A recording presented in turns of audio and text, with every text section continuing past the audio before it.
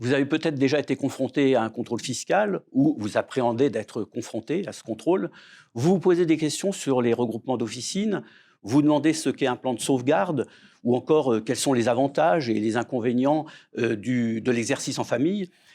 Et vos études ne vous ont pas préparé à affronter ces situations que l'on rencontre pourtant dans la vraie vie d'une pharmacie d'officine. Pour vous aider à y voir plus clair, le quotidien du pharmacien vous propose Pharmagestion. Pharmagestion, c'est une nouvelle émission qui abordera chaque mois un sujet différent concernant la gestion au sens large d'une officine et qui répondra aux questions que vous vous posez. J'ai donc le plaisir de vous présenter Christelle Joly, qui est journaliste, qui va animer cette émission. Et à ses côtés, Philippe Becker, bien connu des lecteurs du quotidien du pharmacien. Philippe Becker est expert comptable, commissaire aux comptes et directeur du département pharmacie de Fiducial. Alors Christelle, pour cette première émission, nous avons choisi de parler du contrôle fiscal. Absolument. Bonjour à toutes et à tous et soyez les bienvenus dans cette nouvelle émission. Philippe Becker, bonjour. Bonjour Christelle, bonjour Jacques. Bonjour. Merci d'être à nos côtés. Le pharmacien, comme n'importe quel chef d'entreprise, peut-on dire, peut être soumis finalement à un contrôle fiscal. Ma toute première question, c'est justement quelle est la manière dont il faut réagir lorsque finalement il apprend qu'il va être soumis à cette procédure? Alors Christelle, quelques chiffres avant de vous répondre directement. 300 chiffres tirés du gouvernement, du ministère de l'économie et des finances. 365 000 contrôles fiscaux en 2020, une année qui était un peu faible du fait de la pandémie. 8 milliards 200 millions de redressements. Si on fait un ratio, 2,2 millions d'entreprises petites et moyennes, donc un risque de contrôle fiscal une fois tous les 7-8 ans. Donc le contrôle fiscal aujourd'hui prend deux formes, Christelle. C'est d'une part un contrôle sur pièce, donc l'inspecteur ou le contrôleur regarde les déclarations fiscales que vous leur avez envoyées et vérifie que tout est correct. Et puis, si effectivement il y a quelque chose qui paraît pas correct, il y aura probablement une demande d'éclaircissement qui va être adressée. Donc, ça veut dire qu'une partie du contrôle fiscal, on ne le voit pas. C'est la partie immergée de l'iceberg. Je rebondis justement, excusez-moi, je vous coupe la parole, Philippe, mais pourquoi ces deux formes ? Tout simplement parce que l'administration fiscale aujourd'hui ne fait pas de contrôles fiscaux aléatoires comme c'était un peu l'idée, la malchance. On est tiré au sort. Non, ça n'existe pas. L'administration fiscale travaille aujourd'hui avec des moyens informatiques extrêmement puissants. Ces moyens informatiques extrêmement puissants ont un nom, c'est ce qu'on appelle le data mining. C'est-à-dire que l'administration va travailler avec des fichiers, les fichiers des contribuables, les fichiers des entreprises, et va essayer de repérer ce qui peut paraître anormal. Et ça fait l'objet déjà d'un premier contrôle, qui est le contrôle qui est fait, qui n'est pas fait sur place, celui-là, qui est fait dans les bureaux de l'administration fiscale. Demande d'éclaircissement, et à partir de ce moment-là, le contribuable, s'il répond, s'il n'y a pas de problème, le contrôle se termine. Il ne le sait même pas, d'ailleurs, quelque part.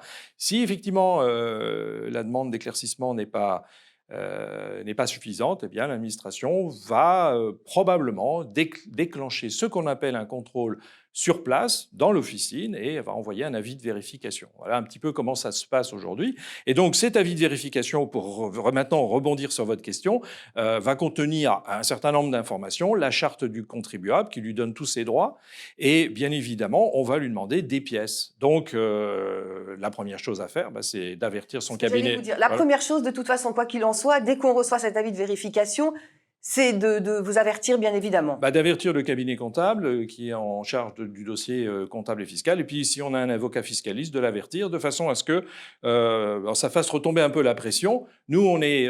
c'est notre quotidien. C'est un peu comme le chirurgien. Quand on est opéré, bien évidemment, celui qui est opéré, il n'a pas l'habitude, mais le chirurgien, lui, il opère tout le temps. Donc, le contrôle fiscal, pour nous, c'est quelque chose de très banal. Ça se passe en général très bien. Et donc, on va déjà rassurer notre client pharmacien. Alors dites-moi, est-ce que les pharmaciens sont particulièrement, on va dire, contrôlés, et quels sont les facteurs qui peuvent attirer le fisc? Alors, ils sont peu contrôlés, c'est vrai. Les pharmaciens ne sont pas une cible importante de l'administration fiscale. Qu'est-ce qui va attirer l'administration fiscale sur un dossier? Au travers de tous ces petits contrôles qui sont faits sur place, des dépôts de déclaration en retard, des paiements en retard, ça c'est quelque chose de tout à fait courant. Ensuite, on a ce qu'on appelle les résultats en dents de scie. Une année, on fait un gros bénéfice, l'année suivante, c'est un petit bénéfice. Marges brutes qui sont en sinusoïde. Donc ça, c'est des éléments qui vont bien évidemment attirer l'administration fiscale. Un contrôle URSSAF ou un contrôle de la direction de la concurrence et des prix, ancienne mouture. L'assurance maladie. L'assurance maladie qui fait un contrôle, ça se passe mal. Et ils transmettent les fichiers à l'administration fiscale. Vous avez également un pharmacien qui change tous les ans de cabinet comptable. Hein, ça peut attirer l'administration fiscale. Vous avez aussi, on en a parlé abondamment il y a quelques années, les histoires de logiciels permissifs qui ont fait l'objet. Il n'y a pas que les pharmaciens qui ont été soumis à ça d'ailleurs, mais enfin un certain nombre de pharmaciens ont été contrôlés dans ce domaine. Et puis traditionnellement, ça c'est ce qu'on connaît, c'est le décalage entre un train de vie et puis des revenus inexistants. Donc ça c'est aussi quelque chose que l'administration va faire. Le mythe de la dénonciation. Alors, j'étais sûr que vous alliez me poser cette question. Le mythe de la dénonciation, l'administration fiscale considère toujours que c'est un mythe, que c'est faux, qu'ils n'interviennent pas sur une dénonciation. Malheureusement, il faut quand même reconnaître que nous avons des éléments qui nous laissent penser que de temps en temps, dans quel cas? Vous allez me dire, un divorce qui se passe mal, un licenciement qui s'est mal passé, un concurrent et qui écrit à l'administration en disant « je porte à votre connaissance que… » Bon, voilà. Et puis, vous savez, aujourd'hui, il y a aussi ce phénomène des lanceurs d'alerte. Donc, c'est un phénomène récent où des personnes peuvent être rémunérées pour donner de l'information à l'administration fiscale. En général, ça ne concerne pas les pharmaciens, il faut se rassurer. Est-ce qu'il y a une question que se posent les pharmaciens? Est-ce qu'il y a une période, alors non pas une période dans l'année, mais est-ce qu'il y a une période dans la vie de la pharmacie d'officine où il y a un peu plus de contrôles fiscaux quand même? En général, il y a un plus fort risque de contrôle au moment lorsqu'on vend sa pharmacie ou on vend les parts. Ouais, parce que le dossier va se refermer et souvent l'administration va regarder de façon un peu plus attentive le dossier pour voir. Il faut savoir qu'on a une prescription de 3 ans. Donc, c'est à ce moment-là que l'administration risque en tout cas, poser des questions, pas forcément déclencher un contrôle. Il faut être clean à ce moment-là. Il faut l'être tout le temps, tout le mais temps. spécialement cette période. Philippe Baker, comment les pharmaciens sont-ils contrôlés? Il y a le contrôle fiscal sur la pharmacie, mais est-ce que ça peut s'étendre à la situation personnelle? Oui, tout à fait. Il peut y avoir un examen fiscal d'ensemble si, par exemple, au travers d'une vérification comptable, on voit des mouvements d'argent un peu bizarres, on pose la question, on dit bah oui, je suis sur le marché des crypto-monnaies, c'est très à la mode en ce moment, et je fais des allers-retours sur les crypto-monnaies. Donc l'inspecteur va le voir et il va dire mais est-ce que vous avez déclaré vos gains sur les crypto-monnaies?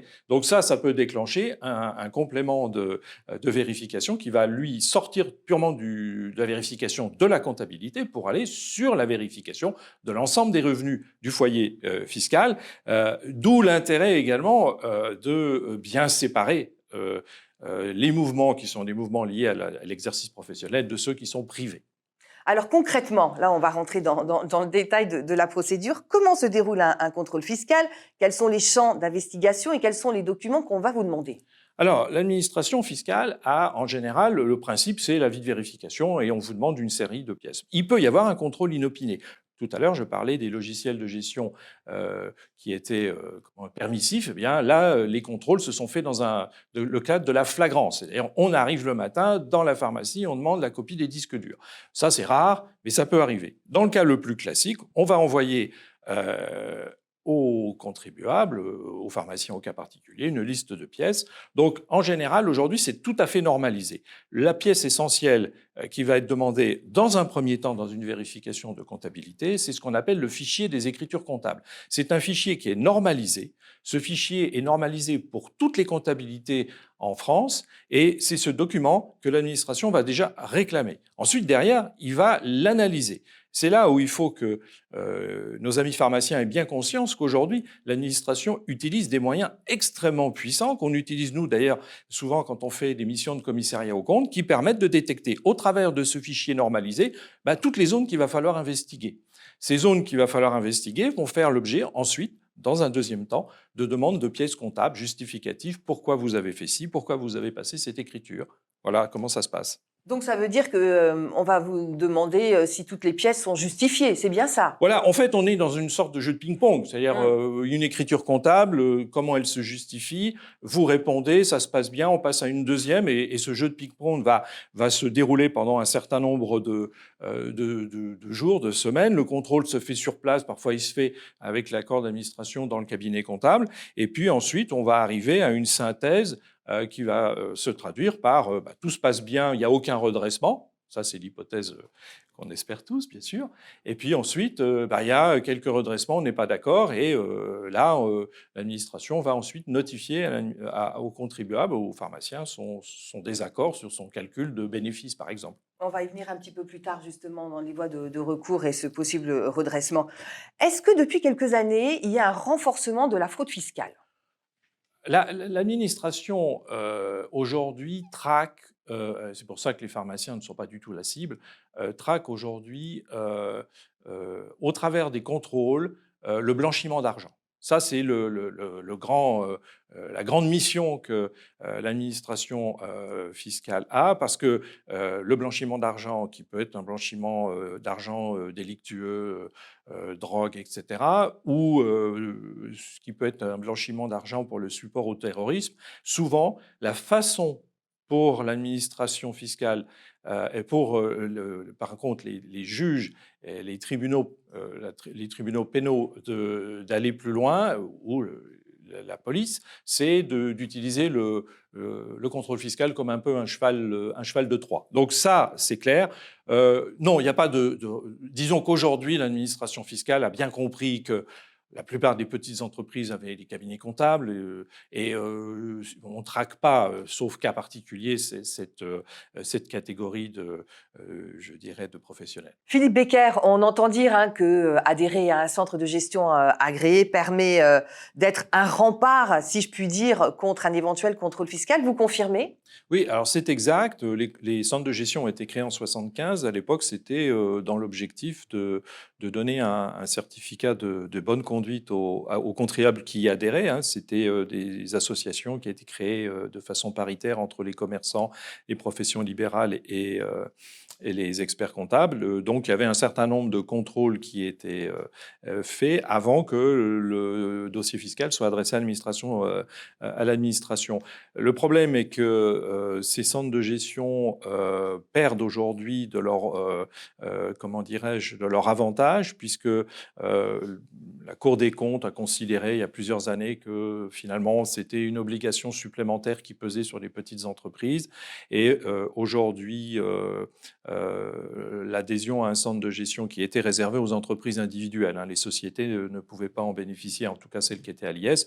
Aujourd'hui, les avantages fiscaux sont quasiment gommés. Donc, malheureusement, les centres de gestion vont plus avoir beaucoup d'adhérents, donc leur rôle va baisser. Ce qui se crée, par contre, et c'est tout à fait récent, c'est la possibilité qu'a n'importe quel entrepreneur, et un pharmacien en particulier, c'est de faire un examen fiscal, un examen de conformité fiscale. Ouais, je vais chercher le terme exact, un ECF. En fait, c'est un peu comme le contrôle technique automobile. Hein. Alors, mais qui le fait? Alors, ça peut être n'importe qui, mais de préférence, ça va être soit un centre de gestion, soit un expert comptable ou un commissaire aux comptes.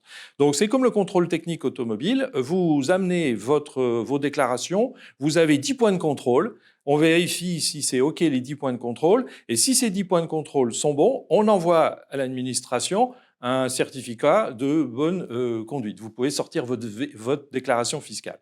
Le problème, c'est que déjà, on n'est jamais sûr d'avoir bon sur les 10 points de contrôle. Ceux qui amènent leur voiture savent que de temps en temps, il y a des points à gérer. Et donc, si on envoie à l'administration, on est obligé, celui qui fait ce travail, qui est un travail rémunéré, hein, bien sûr, est obligé d'envoyer son rapport à l'administration. Si le rapport est négatif... Alors oui, qu'est-ce qui se passe si vous n'avez pas dit...